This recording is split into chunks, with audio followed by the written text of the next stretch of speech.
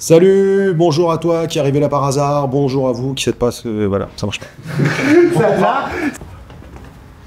Salut, bonjour à tous, bonjour à toi qui est arrivé là par hasard, bonjour à toi qui est abonné à la chaîne depuis longtemps, et tu as bien fait. Aujourd'hui, nouveau format de vidéo, puisque jusque-là, on s'est essentiellement vu en train de rouler, que ce soit moi ou des camarades du Pan Am Gravel Ride. Aujourd'hui, on va parler un petit peu de matériel. Alors profitez-en, je pense qu'on doit être la seule chaîne YouTube à parler de matériel sans avoir d'affiliation ou sans rien avoir à vendre. On va parler de tubeless et de chambre à air, et donc nous sommes accueillis aujourd'hui par Cycle 13, qui, comme son nom l'indique, est situé dans le 13e arrondissement parisien. C'est Maxime de Cycle 13 qui nous accueille aujourd'hui, Maxime qui est aussi professeur de mécanique vélo, donc qui a toute sa légitimité pour nous parler de mécanique, et Guillaume du Pan Am Gravel Ride, qui est un des cadres... Comment tu dis? Qui casse la mécanique. Voilà, Guillaume, gros, voilà, il s'y connaît en mécanique parce qu'il en casse, mais il en répare, et donc Guillaume, c'est un de mes camarades du Pan Am Gravel Ride, avec qui on roule régulièrement. Vous l'avez déjà vu dans au moins un film, à cette date-là, ou au moins un film qu'on a déjà fait ensemble. Guillaume qui fait pas mal de l'ultra-distance et du gravel. On parle de tubeless en gravel. En gravel, ça se justifie, il me semble, pas mal. En VTT, ça fait très longtemps que ça existe depuis le début du VTT, dans les années 80, avec différentes normes de tubeless, mais depuis le début. En route, c'est un peu plus complexe. Initialement, historiquement, on avait du boyau, donc avec pas de chambre à air, mais les boyaux, c'est encore autre chose. Aujourd'hui, ça se développe un peu en route le tubeless, mais c'est pas... Enfin, il y a débat pour X et Y raison. Nous, on va se focaliser sur la question du gravel, et il me semble quand même que ça se justifie très bien avec des pneus qui, parce qu'ils sont plus fins qu'en VTT, et qui subissent quand même pas mal de contraintes, vont avoir tendance quand même à subir des crevaisons de temps en temps, et donc on est bien content en tubeless que ça se répare tout seul.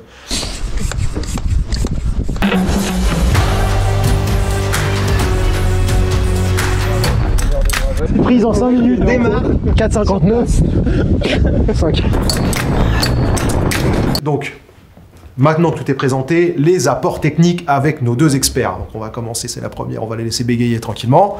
Ce qui nous intéresse globalement, en général, ce qui fait peur aux gens qui ne savent pas, c'est le passage en tubeless, et puis après l'entretien. Est-ce que d'abord, toutes les jantes peuvent être montées en tubeless? Alors non, toutes les jantes ne peuvent pas être montées en tubeless, parce qu'elles ne vont pas forcément assurer l'étanchéité comme il faut avec le pneu, et pareil pour le pneu. Donc il faut bien vérifier que ça soit indiqué, en général, tubeless ready. Il y a eu plusieurs normes, ça commence à se standardiser. Grosso modo, s'il y a écrit tubeless, a priori ça va marcher. Dans le principe, c'est assez simple. Pour moi, ce qui est le plus important, c'est ce qu'on ne voit pas, c'est-à-dire le fond de jante, le scotch tubeless. Alors voilà, c'est là où j'en arrive après, donc on va parler fond de jante, ouais, la valve, et la valve. Et le sealant ou le liquide préventif. Donc, exactement. Donc commençons par le début. Donc on met un fond de jante étanche fait pour que la jante soit... On va mettre du scotch, du coup ça s'appelle plutôt du scotch, fond de jante tubeless, qui va être collé sur la jante, qui va être, c'est très important qu'il soit pile à la largeur interne de la jante. On n'en a pas une sous la main, on peut montrer, c'est le moment d'en sortir. Oui, je t'en prie, tu peux circuler dans l'atelier comme tu sens, c'est ton atelier, profites-en. Du coup c'est bien, on a une Allroad Mavic, une classique, et ça on voit bien que le fond de jante, il est vraiment, limite il remonte, il prend un petit peu le rebord. Le pneu, la tringle de pneu, elle va venir quasiment au contact, elle va toucher le fond de jante tubeless. Et du coup, ça va aider à faire l'étanchéité. Si les fonds de jante classiques, ils peuvent s'arrêter au milieu, et s'il y a un espace, dès qu'on va toucher au pneu, ça va faire décoller le scotch tubeless. Donc ça, c'est vraiment important qu'il aille vraiment sur les rebords déjà. Ils sont c'est tous forcément adhésifs. Ouais. Tu les achètes genre par rouleau de 5 mètres ou un truc comme ça, ouais, et tu viens les mettre. Et donc après, il faut faire un trou pour la jante. Il faut faire un trou pour la... Ah ouais, les rouleaux. Ah ouais, mais non, mais ceux-là, justement, ils sont pas adhésifs. Regarde, t'as la différence entre un fond de jante, ça c'est le truc que tu vas mettre au fond de ta roue, et ton scotch, et ça, le scotch. Donc ça, c'est pour mettre avec une chambre à air. Ça fait pas l'étanchéité. Ça bouge, et c'est pas du tout étanche. Et ça, c'est du scotch, ça va se coller. Et ensuite, pour le coller, il va y avoir plusieurs écoles. Un tour, 2 tours, ça dépend un petit peu. Nous, à l'atelier, ce qu'on aime bien, c'est partir avant le trou de valve, ouais, et finir après. Comme ça, on double juste sur une petite portion, là où c'est le plus fragile. Quand on l'installe, il n'y a pas encore de trou. Le trou, on va le faire avec un petit tournevis cruciforme bien fin, tout en douceur. Ah, donc on arrive, du coup, ça tombe très bien avec tout ça, mais là, à la valve. On choisit sa couleur, on choisit surtout sa longueur. Ah ouais, alors déjà, ouais, c'est quoi les éléments? En fait, vas-y, donne-en une de valve. Regarde. En fonction des jantes. Là, sur la jante, on va avoir un petit joint caoutchouc qui va se comprimer, qui va permettre d'être étanche avec la jante. On va le rentrer ici. Il y a plusieurs formes. Bon, du coup, les deux aspects, parce qu'on va parler de deux trucs en même temps. Le premier à vérifier, du coup, c'est que la valve est assez longue pour traverser la jante. Hein, tout Ouais, bête. qui dépasse de, on va dire, 2 cm. Voilà. peu près. Parce que par exemple, Guillaume disait, on peut avoir des jantes profilées qui font 4 cm de profondeur. Et oula, tu n'auras du pas coup, assez sinon sur faut le faire bout. exemple. Tu as aussi la forme, des fois, du joint, en fait, Ouais. que tu as à l'intérieur, selon sur les modèles que te file le fabricant de la jante, qui n'est pas forcément les meilleures valves de la Terre. Ouais. Bah, tu vas avoir la forme de la gorge qui est la forme du joint. Ah, c'est ça. Si tu vas acheter des valves dans le commerce, bah, tu vas avoir plusieurs joints différents parce que la forme de la gorge, en fait, elle varie. Ouais, je connais Et par si exemple. tu mets un truc carré dans un truc arrondi, forcément ça va fuir et donc tu vas passer du liquide qui va passer vraiment dans ton cercle. Classiquement, je sais que Ouais. chez Mavic en VTT en tout cas, ils ont des profils qui sont carrés ou même asymétriques sur certaines roues, où du coup, Bah, tu vas avoir la la jante, petite le forme joint. ici n'est pas un cône, mais adapté, un peu carré, Exactement, et ouais. même pas symétrique par rapport à la jante. Je sais Ah pas bah. si en gravel c'est très répandu. Si, tu les as et même en fait c'est pas tellement sur l'entrée dans ton cercle, c'est à la sortie. Ah, c'est à la sortie. Parce que les jantes carbone, la plupart, le profil en fait il est. Ah oui, il est on pas a un droit. gars sur le chat quand on a parlé il y a pas longtemps, je crois qu'il demande si c'est normal, une fois qu'il serre, une fois qu'il visse ici, que ce soit pas bien ajusté, en théorie ça marche. Non, Tant, c'est pas si tant que bien, l'étanchéité est bonne ici, après tu vas marquer ta jante et voilà, mais bon, c'est pas... Pour les vibrations, il faut qu'il y ait une petite partie caoutchouc en dessous, Tu pour l'as pas là, que ça se desserre. t'as ton ça. petit joint, tu mets ton parti. petit joint, Le joint on le met ici donc, Ouais. et par-dessus la petite tu vis rondelle en ton plus. joint et tu finis par la rondelle. Attends, je laisse les experts faire. Donc, Allez. Maxime. Tiens. Tac, tac, Tiens. tac. Moi j'ai une Au question. moins 2. Ça, on le remonte. Et on l'oublie pas. Et puis ça, du coup, on voit, il y a un petit logement là où le joint Ouais. va être serré dessus. Exactement. Moi, j'ai une question par rapport à ça. Je me suis aperçu des fois en faisant des montages tubeless, là en le faisant tout seul, et des fois pas avec une expérience incroyable, que en fonction de si je serrais pas assez, mais aussi si je serrais trop, je pouvais défaire l'étanchéité en fait. Mais t'écrases le joint en fait. C'est ça? Est-ce qu'il y a un couple un peu respecté? Est-ce qu'on serre comme un bourrin là ou pas? La règle, c'est le plus fort possible à la main. C'est ce qui est annoncé. De pas utiliser de clé, de pince. Alors, plus fort. En réalité, si la valve elle n'est pas d'assez bonne qualité, les valves génériques souvent, ça m'est arrivé après le montage de voir que ça fuit un petit peu ici, ça m'est arrivé de mettre un demi-tour à la pince pour vraiment Ouais. comprimer un petit peu, mais pas trop. Faut le faire que si ça fuit, parce que sinon effectivement ça va tout comprimer ici et ça va plus faire étanchéité. Moi, j'ai eu un cas, alors c'était bon, je vais faire le relou parce que je suis sûr que ça colle pas du tout avec la théorie du technicien. Moi, j'ai eu des cas avec des roues, j'ai l'impression qu'ils perdaient de l'air avec la valve qui commençait un peu à se défaire, qui avait été montée quelques mois avant. Je resserre un peu le truc et psh, l'étanchéité se Encore défait pire. au moment où je resserre. Ouais. Je la sens même se défaire. Typiquement, je pense que le joint s'était fait là avec le liquide préventif et que je resserre avec le truc bouge. Ouais. Bon, bref, ça, c'est les cas de chacun. Là, on a le minimum de la théorie pour voir. Jusque-là, c'était pas très compliqué, du coup, pour monter. Un tour avec l'adhésif, si vous voulez le faire vous-même, hein, bien sûr, parce qu'après, les vélocistes font ça très très bien. Ouais, si tu Maxime, mets ça l'adhésif va. d'expérience, tu nettoies vachement bien ton fond de jante avant. Tu le Très bien dégraisses, propre. Tu le sais, frottes, doit être fait tu le super nettoies propre. parce que sinon tu vas monter ta roue, elle va être complètement montée, elle va claquer puis elle va fuir. Là, c'est sûr qu'on est dans le cas qui est moins piégeux, où on le fait sur une roue qui est neuve. Hein. C'est quand même plus facile sur une roue qui est neuve. Il n'y a pas de pète, il n'y a pas de truc, tout est nickel. Bon, donc on a vu pour la valve. Et donc, du coup, je commence à évoquer le sealant en anglais, on dit, ou le produit préventif. Préventif, ouais. Donc là, c'est à ce moment-là, c'est le dernier élément qui manque et c'est tout, quoi. Alors il te manque un pneu, mais sinon ouais. Alors, on monte un pneu. Avant de monter, non mais le pneu il est vachement important. Hein. Tu peux pas monter, et c'est là où. J'en profite. C'est là où quand t'es un. Tu vois, Non, n'ouvre pas exprès. quand t'es un pro, t'as le matos. Quand t'es pas un pro, t'as Ah, pas fais le pas chier matos. d'ouvrir un extrait, franchement. Tu te laisses ready, Touareg, Chinson, ça vous va? Bah nickel, hein. C'est ce qu'utilise. Ouais, tu vas pouvoir replier dessus. Bon, allez, on est in, on est parti. Bon, alors. Tubeless ready, c'est écrit donc on est sûr. Le pneu c'est pas vraiment le pire. Hein. C'est quoi le T'as monté des tubeless avec des pneus non tubeless? Oui, ça passe, hein.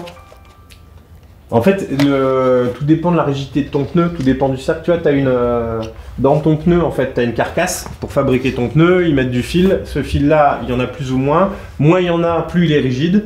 C'est logique, hein. Ah, c'est ce qui est donné en TPI. Exactement. Ah, là, c'est un autre truc. On fera une vidéo juste sur les pneus. Il y a largement de quoi faire. Tu as une gamme de pneus, une gamme de cercles, faut pouvoir le mettre dedans. Bon, on fait pas un cours sur les montages de pneus là maintenant, mais quand même on monte parce que...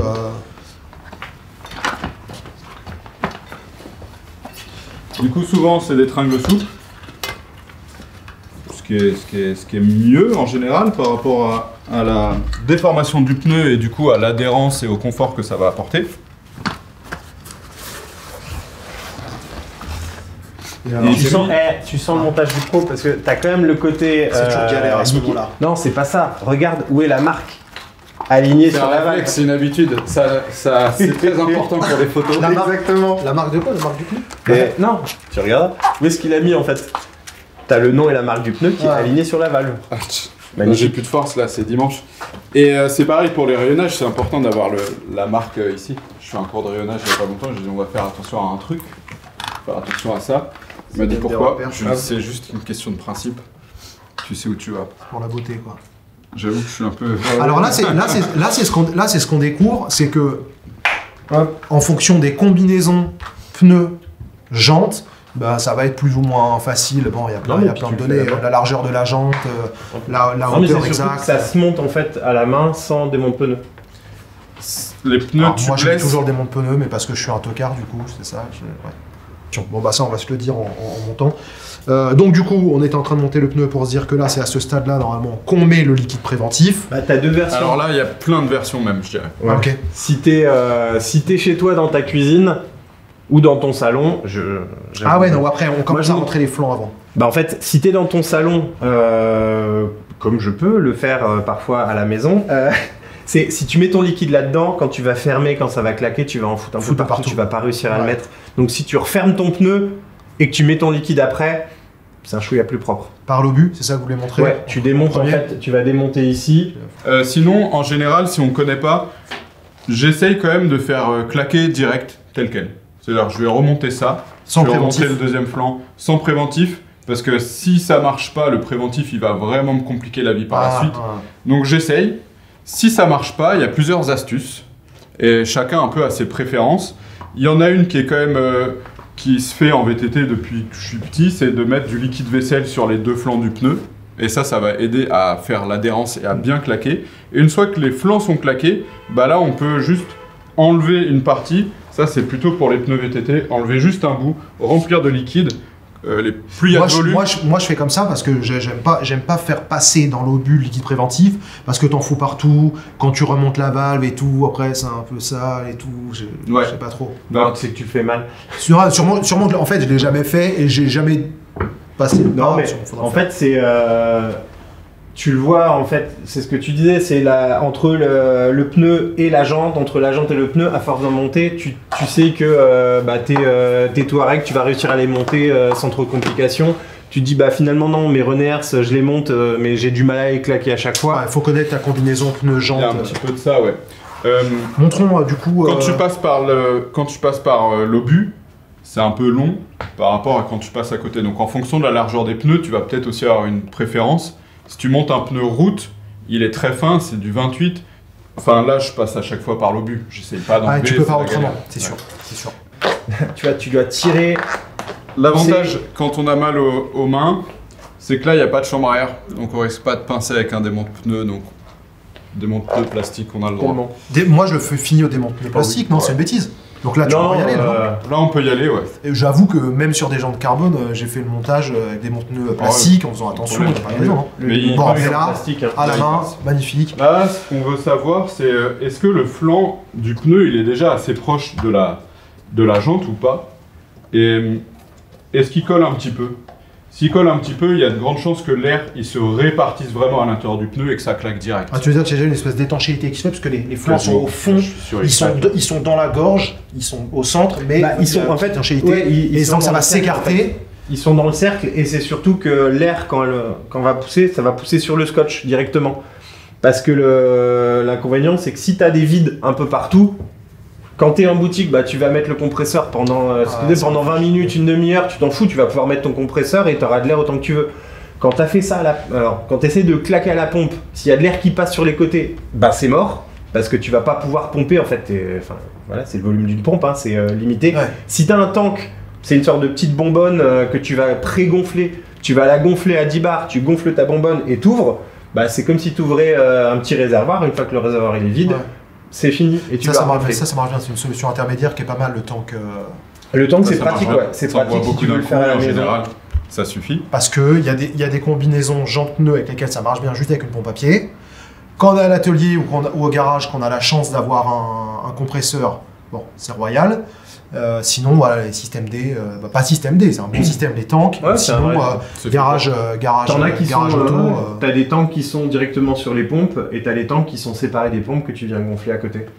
C'est un moyen de claquer tes pneus facilement. Tu hochais de la tête, moi j'en ai monté pas mal, hein, juste en pied, quoi. Si Des ça fois, va tu galères bien, un peu, si mais... ça va, si tout match bien, Ouais. ça se fait.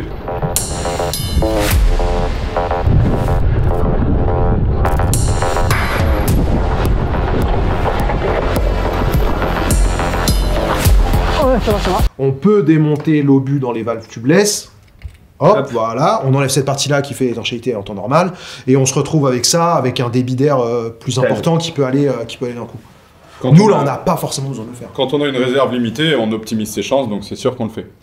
Bon, donc là, on a revissé l'obus, on est à l'atelier, on n'a pas forcément besoin d'avoir tout ce débit-là. Tac, compresseur.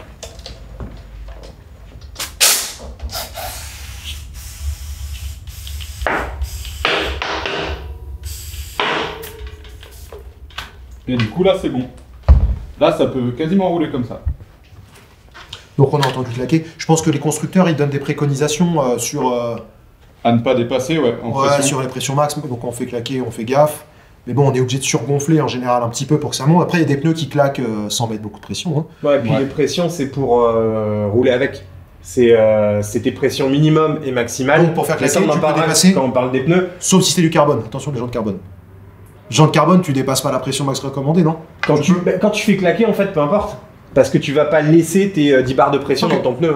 Hein. Tu peux dépasser un petit peu, pas d'inquiétude. De toute façon, là, c'est sûr que ça sert à rien de rouler avec cette pression-là. On va remettre la bonne pression. Là, ce qui nous intéressait, c'est que les deux flancs soient collés à la jante. On est sûr que c'est étanche, là, ça perd pas. Si je laisse comme ça, demain, ça aura perdu forcément parce qu'il y a un peu de porosité dans les flancs. Probablement un petit peu au niveau de la valve. Et là, ce qui compte, c'est qu'on va mettre le préventif à base, en général, de latex, qui va venir boucher tous ces trous et qui va assurer à la fois l'étanchéité vraiment correcte et à la fois le gros avantage du tubeless, c'est que en cas de petite crevaison, il va permettre de boucher les trous automatiquement. Ouais, ça, on en parlera après. Déjà, on essaie de faire sauter... Alors regarde. on essaie de faire sauter l'idée que c'est complexe à monter. Donc on a mis le fond de jante, on a mis la valve, on a mis un pneu. Là, on a une technique où on n'a pas mis le liquide pour l'instant en Là, le préventif. pneu, il a claqué sans liquide à l'intérieur. Ok.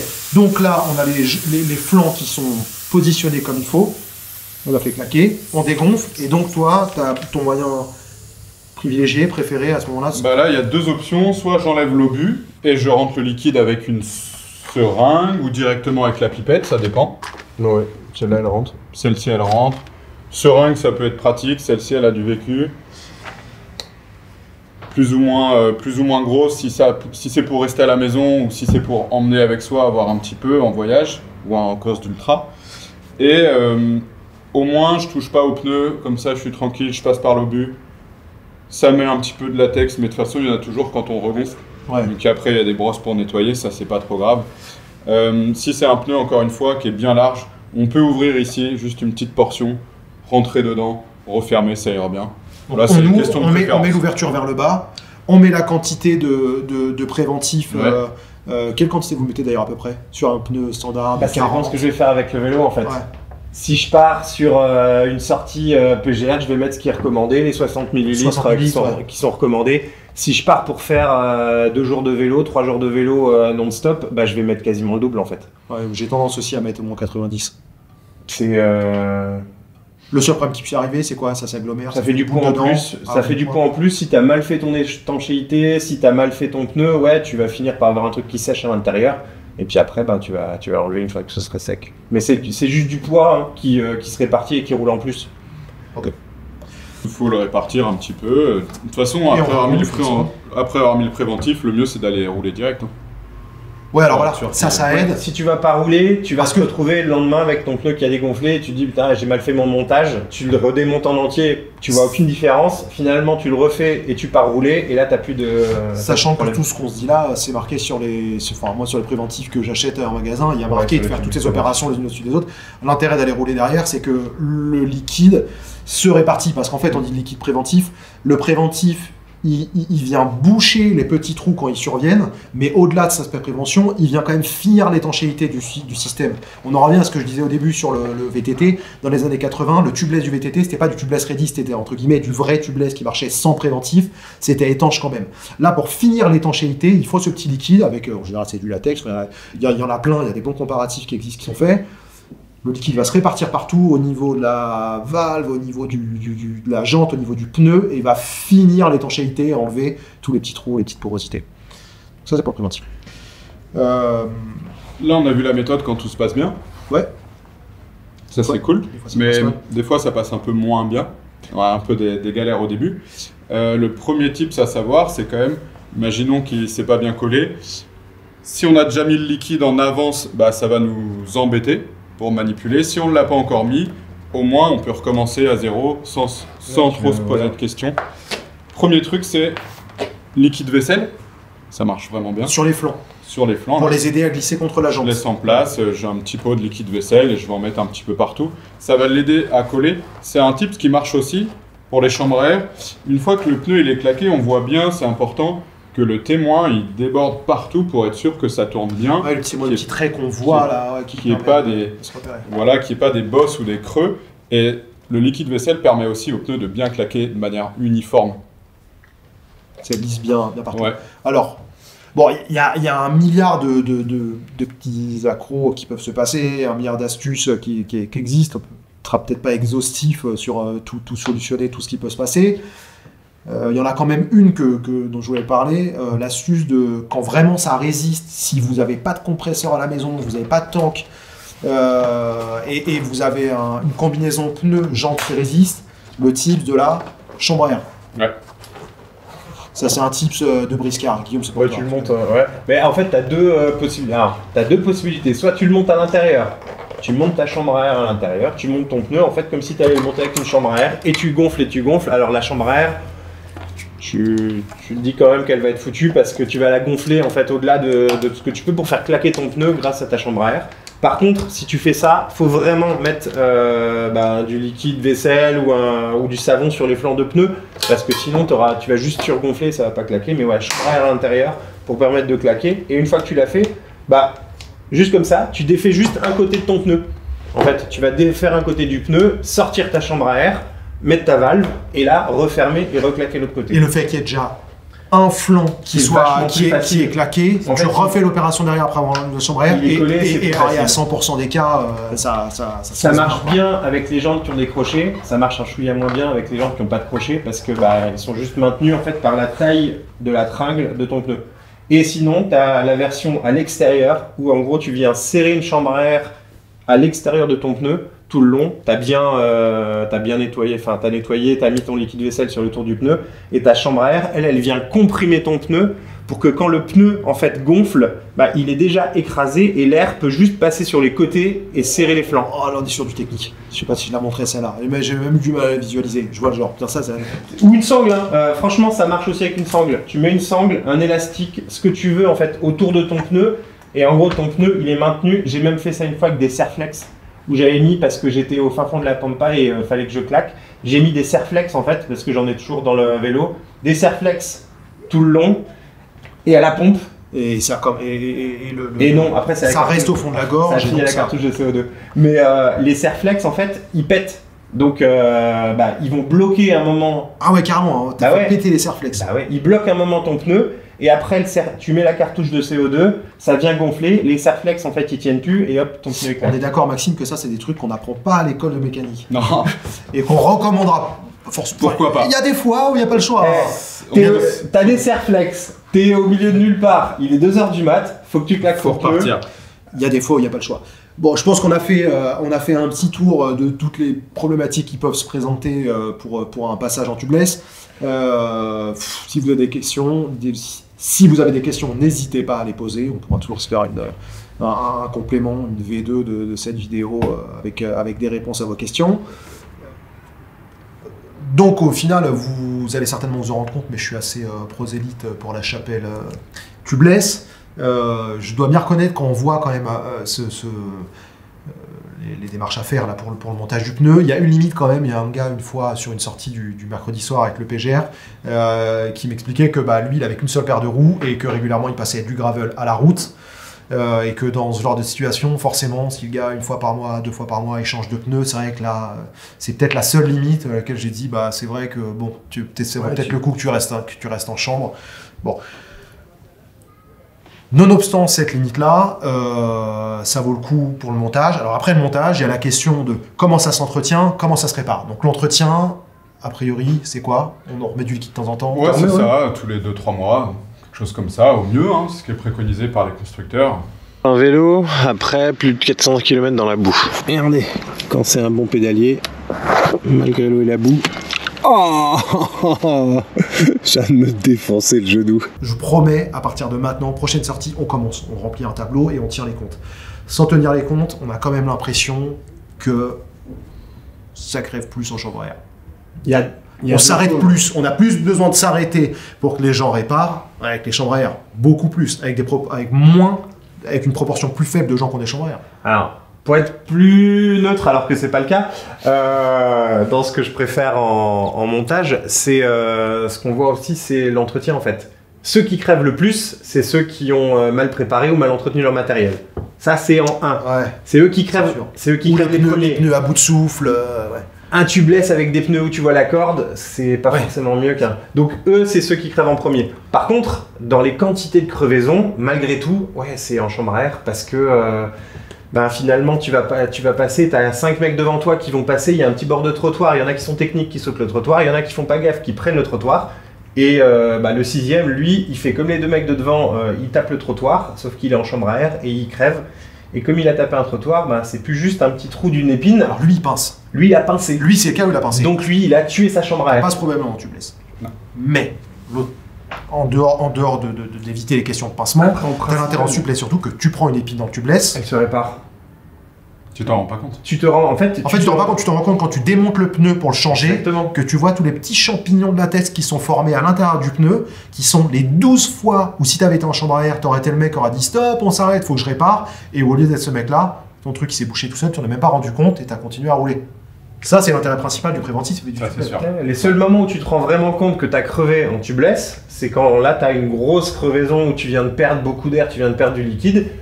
Et là, t'as juste à mêcher en fait. Donc la mèche. Alors la mèche, ça aussi, c'est un morceau. Souvent, ça fait un peu peur. Quand tu l'as jamais fait, tu crois que c'est compliqué. Mais bon, la mèche. Est-ce qu'on fera un tuto à part sur les mèches? Non, on va pas crever ton pneu exprès pour. Mettre un peu le pneu mais c'est des petits kits qui tiennent comme un kit de répart de rustine. T'as un petit truc façon fourchette, une mèche, tu rentres à l'intérieur, tu coupes. Tu ressors la fourchette. T'attends un petit peu, tu remets du liquide si t'en as perdu beaucoup et ciao quoi, ça va vite. Allez si, un tout petit détail, polémique, moi je mets du vulcanisant tout le temps quand je mets la mèche. C'est plus facile. Je mets la vulcanisant, ce qu'on appelle la colle à rustine, mais qui vient dissoudre un peu les caoutchoucs. Moi je le mets et j'ai pas de problème. Sans le vulcanisant, des fois la mèche bouge, c'est moins étanche. Toi le spécialiste il dit quoi? À l'école on dit quoi? Il faut le mettre ou pas? À l'école, on parle d'installation, on parle pas trop d'entretien. Okay. Ça rentre pas trop dans les. Ça fait partie des débats, il n'y a pas de règle officielle. À l'école, on dit suivez la notice. Je sais même pas sur la notice des mèches, ils disent quoi? Ça dépend de la marque de mèche que tu achètes. T'en as qui te fournissent de la colle avec, donc de la colle à rustine, qu'ils appellent pas colle à rustine, mais c'est la même. Et t'en as dans lesquels il n'y en a pas. Réellement, quand tu vas le mettre, en fait, ça va rien changer. Si tu tiens bien ton pneu et que tu tournes, en fait, tu tires ta mèche, tout va bien. Les gens, ils ont souvent rien pour couper l'excédent de mèche. Donc ça, c'est pas pratique parce que ça te fait un petit truc qui vole. Toi, t'as ta petite lame de cutter toujours dans ta sacoche, mais ça, tout le monde l'a pas. Il faut pouvoir couper, sinon ça te fait en gros, tu vas avoir un petit cheveu de 2-3 cm qui va dépasser. Et ça, sur un gros freinage, j'ai déjà des mèches qui ont volé en fait. Tu vas finir par l'arracher. un gros freinage et c'est exactement le moment où tu viens bloquer ta roue et c'est le moment sur la mèche elle saute et tu viens la faire. Donc le petit côté vulcanisant, c'est que bah, tu vas finir, tu vas rentrer ta mèche, tu vas la tourner. Une fois qu'elle est posée, tu mets un petit coup de colle et tu viens trifouiller le petit bout. Ouais. Et ça le ramollit et ça te fait, ça colle en fait. Ouais. Ça colle mieux à ton pneu. Ouais, c'est pratique. Ça change rien à l'étanchéité de ta mèche. Ok. Et pour finir, la réparation, une fois que tu es arrivé à la maison, si tu veux, soit tu coupes ta mèche, tu la laisses et t'attends en vieillissant, peut-être mal, elle peut un jour finir par s'enlever. Sinon, tu fais propre à la maison, t'enlèves le pneu, t'enlèves la mèche et tu mets une rustine à l'intérieur. Alors, c'est au PGR, j'ai entendu pas mal de mecs dire ça. Toi-même, Guillaume, tu as appris ça un jour. Je sais pas, dans la théorie, j'étais toujours curieux de savoir si c'était un truc qui était orthodoxe ou pas de faire ça, d'aller mettre une rustine ordinaire à l'intérieur du pneu pour réparer un tubeless. Après, j'ai 2 rustines différentes. T'as la rustine de pneu normale que tu peux avoir parce que c'est juste, tu sais, c'est juste une petite coupure. En gros, si t'as une petite coupure, mais vraiment juste une petite coupure sur ton pneu, tu viens mettre ta rustine, une rustine normale, t'as bien nettoyé, t'as enlevé le liquide parce que si tu mets ta rustine sur ton pneu avec du liquide, c'est l'horreur. Et tu as une autre version, c'est un peu les mêmes rustines que les pneus, c'est des rustines mais avec une sorte de petite tige en caoutchouc qui dépasse. Un petit champignon comme pour les bagnoles. Exactement, et tu viens la mettre dedans, le petit champignon en gros, il va sortir, tu vas avoir la tige qui va sortir par le trou parce que tu avais vraiment fait un bon trou, et ça tu viens le couper après. Ok, donc la version Rusita, tu as des secrets, ça c'est là tu me l'avais pas dit. Parce que la version que tu fais avec la rustine à vélo, ça c'est en mode... ça marche dans ça marche dans tout, enfin ça marche dans plein de cas, mais ouais, si tu as vraiment fendu et bien ouvert ton pneu... ça peut finir par s'ouvrir. Hutchinson que tu as cité, ils ont des rustines spécifiques pour pneus à l'intérieur une fois que tu es chez toi. Après, envoyez Hutchinson des contrats de partenariat. T'as des petites astuces, mais grosso modo. Tester pour casser les produits, on est toujours. Ouais, voilà. Envoyez du matériel de test. Donc Hutchinson, ils font des trucs comme ça. Par exemple, ouais. C'est des rustines. Enfin, les trucs sont un peu plus comme pour les pneus de voiture, tu vois, c'est vulcanisant, c'est un peu plus large et ça te fait des patchs. Mais franchement, à réparer un pneu tubeless, on l'a déjà fait même le mercredi soir, le mec savait pas trop, ça prend 2 secondes, on est reparti. Oui, non mais quand t'as l'habitude, en fait, c'est pour ça qu'on fait cette vidéo-là, c'est pour essayer de... démystifier, c'est un grand mot, mais on essaie quand même un peu de démystifier quelques trucs pour des gens qui hésitent à passer en tubeless. On en a souvent qui nous disent le mercredi soir, j'hésite parce que je vais mettre du liquide partout, ou alors j'ai peur de pas y arriver, et pour réparer, faut que j'apprenne une nouvelle méthode, je sais poser des rustines, je sais changer une chambre à air, mais j'ai jamais mis une mèche et tout. Je peux vous assurer que une fois qu'on y est, c'est vraiment peu d'investissement pour beaucoup de confort. Et puis si tu sais pas monter un pneu en tubeless, bah tu vas dans une boutique en fait. C'est pas le truc le plus cher que tu vas faire réparer sur ton vélo, hein. Monter un pneu en tubeless, si tu as pas le matériel, si tu sais pas le faire, il y a, et on pourra en parler, mais il y a tellement d'avantages quand tu vas rouler, vraiment quand tu vas rouler à l'extérieur ou dans les forêts ou sur les chemins ou sur des terrains variés, d'être en tubeless par rapport à la chambre à air. Ça vaut l'investissement d'aller le faire monter en atelier. Ah oui, alors voilà, c'est là qu'on arrivait quand même. En conclusion, on va finir là-dessus. Combien ça vaut, par exemple, chez Cycle 13, j'imagine que vous avez des tarifs qui sont à peu près les mêmes que tous les vélocistes, passer une roue en tubeless. Changement de chambre à air en général, on est autour de 10 €. Changement de pose d'un tubeless, on est autour de 20 € la main d'œuvre par pneu. Donc c'est pas une grosse différence. Faut monter les tarifs. Et puis il faut prévoir du coup le scotch, c'est à peu près le même prix qu'un fond de jante, la valve qui est dans les 10-15 €, ça dépend des qualités, et le liquide préventif. C'est environ 15 €, tu repars, on fait les 2 pneus, tu repars, il t'en reste pour remettre au fur et à mesure. Rien d'excessif. Bon, donc moralité, venez. Alors on est un peu prosélyte parce que on a marre de s'arrêter le mercredi soir pour attendre des mecs. Mais c'est normal. Tiens, d'ailleurs l'anecdote, je sais pas si je la montrais celle-là. D'ailleurs l'anecdote au passage, dans toute l'humilité et la discrétion qui me caractérise, la fois où Maxime est venu tourner au PGR, il avait un des vélos de location du magasin avec un pneu un peu usé et une chambre à air. Et je me suis retrouvé, première crevaison, Maxime qui s'arrête sur le bord. Et moi, je faisais la fermeture du groupe, donc je m'arrête. Je dis, ouais, tu veux que je t'aide à réparer? Moi, je savais pas qu'il était mécanicien, c'est son métier, qui était prof de mécanique. Tu veux que je t'aide pour qu'on répare plus vite et tout? Bon, après, j'ai appris, j'ai eu un peu la honte. Je me suis mis dans les petits souliers. Ouais. Après, le mécanicien de haut en lui disant ouais, tu veux que je t'aide pour qu'on reparte plus vite? Ça m'a bien aidé, on allait plus vite. Hein. Parce que j'avais la frontale, mais sinon c'était la forêt, il n'y avait pas de lumière, le vélo à l'envers il éclaire là-bas et t'es là, tu vois rien. Donc faut aller vite. Et en fait, une mèche ça va plus vite à mettre parce que t'as pas besoin de démonter le pneu. En l'occurrence, on a fait le truc d'idiot.